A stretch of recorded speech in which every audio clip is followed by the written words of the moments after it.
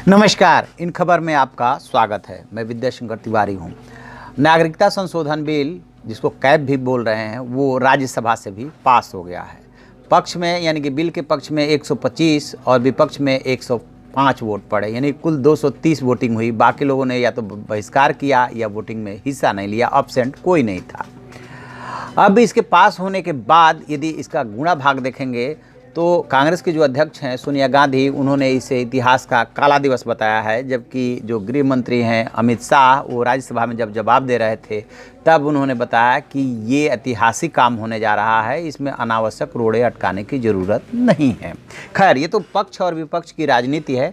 बहरहाल अब इसका क्या असर होने वाला है? असर जो है सबसे ज़्यादा नॉर्थ ईस्ट से खबरें जो आ रही है वो निगेटिव है। खबर है कि गुवाहाटी से लेकर के और डिब्रूगढ़ तक इसको लेकर के विरोध हो रहा है। लोग धरना प्रदर्शन कर रहे हैं, कई जगह पे आर्मी उतारनी पड़ी है। और अभी नॉर्थ ईस्ट का क्यों इतना विरोध हो रहा है, इसको सबसे पहले समझने की कोशिश करते हैं।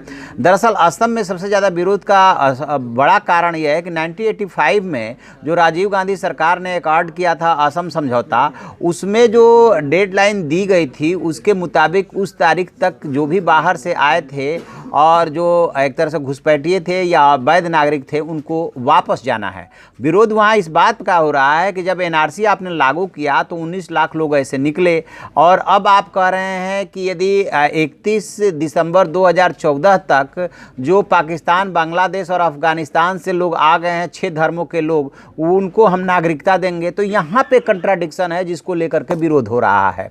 और इससे असम के लोग चूँकि पहले ही वहाँ के मूल निवासी वर्सेज बाहरी का झगड़ा चल रहा है, इसलिए उनको लग रहा है कि फिर एनआरसी का फ़ायदा क्या हुआ। ये एक तरह से आपने अवैध मुस्लिमों को निकाल दिया, बाकी को आपने एंट्री दे दी। इसी बात को लेकर के वहाँ धरना प्रदर्शन, आगजनी, हिंसा हो रहा है। कई जगह पे कर्फ्यू भी लगाने पड़े हैं।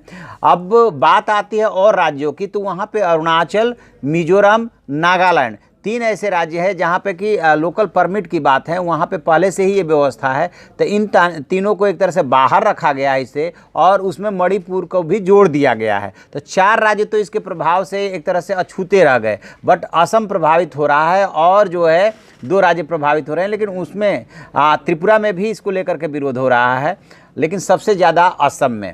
अब यहाँ पे यदि राजनीतिक सियासत की बात करें कि किस तरीके से ये पास हुआ, कैसे सरकार ने इतने 125 वोट जुटाए, क्योंकि उसके पास तो 83 और सब जोड़ देने पर भी जो है 119, 18, 17 ऐसे पहुँच रहा था।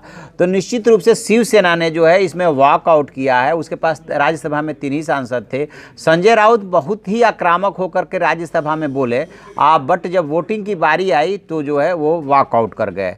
और जो नवीन पटनायक की पार्टी है बीजेडी, वो और जगन वाईएसआर कांग्रेस और तमाम निर्दलीय और मनोनीत उन सांसदों ने जो है सरकार का समर्थन किया है, और जिसकी समर्थन की वजह से ये बिल पास हुआ है। अब सबसे बड़ा जो सवाल है कि इसके पास होने से जो मौजूदा देश में मुस्लिम रह रहे हैं उन पर क्या फ़र्क पड़ेगा?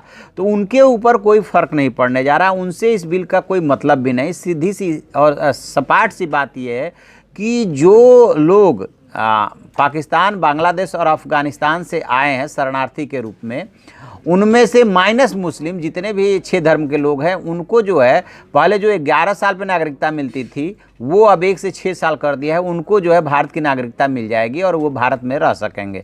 तर्क ये है कि ये वहाँ से प्रताड़ित होकर के आए हैं मुस्लिम कंट्री से, लिहाजा इसलिए इसको दिया जा रहा है। अब बीजेपी की राजनीति से इसका क्या ताल्लुक है? बीजेपी की राजनीति से इसका ये ताल्लुक है कि 2014 और 2019 के अपने घोषणा पत्र में बीजेपी ने ऐलान किया था कि सत्ता में आए तो हम ऐसा करेंगे। 2019 के चुनाव में जाने से पहले भी एनडीए सरकार और मोदी सरकार ने ऐसा करने का प्रयास किया था, लोकसभा से पारित कराया था, बट राज्यसभा में पेश नहीं किया था क्योंकि पूर्वोत्तर में जो है बहुत ज़्यादा विरोध होने लगा था। राजनीति के मद्देनजर जो है इसको टाल दिया गया था, अब उसने पास करा लिया है। तो इस बिल को बीजेपी इतना महत्वपूर्ण मान रही है जितना कि अनुच्छेद 370 को खत्म करना और 3 तलाक को बैन करना, उतना ही महत्वपूर्ण इसको मान के चल रही है। और आरोप ये लग रहा है कि एक तरह से जो भारत धर्मनिरपेक्ष देश है उससे हट करके हिंदू राष्ट्र की तरफ बढ़ रहा है, ऐसा आरोप लग रहा है। तो उस लिहाज से देखेंगे तो इसे बीजेपी अपनी बहुत बड़ी जीत मान रही है। लेकिन मौजूद वर्तमान में जो देश में मुस्लिम हैं जो रह रहे हैं, जो भी रोजगार कर रहे हैं, उनके ऊपर इसका कोई फर्क नहीं पड़ने जा रहा है। तो आप ऐसी खबरों के लिए देखते रहिए हमारा डिजिटल चैनल इन खबर। इन खबर चैनल को सब्सक्राइब करें और बेल आइकन दबाना ना भूलें।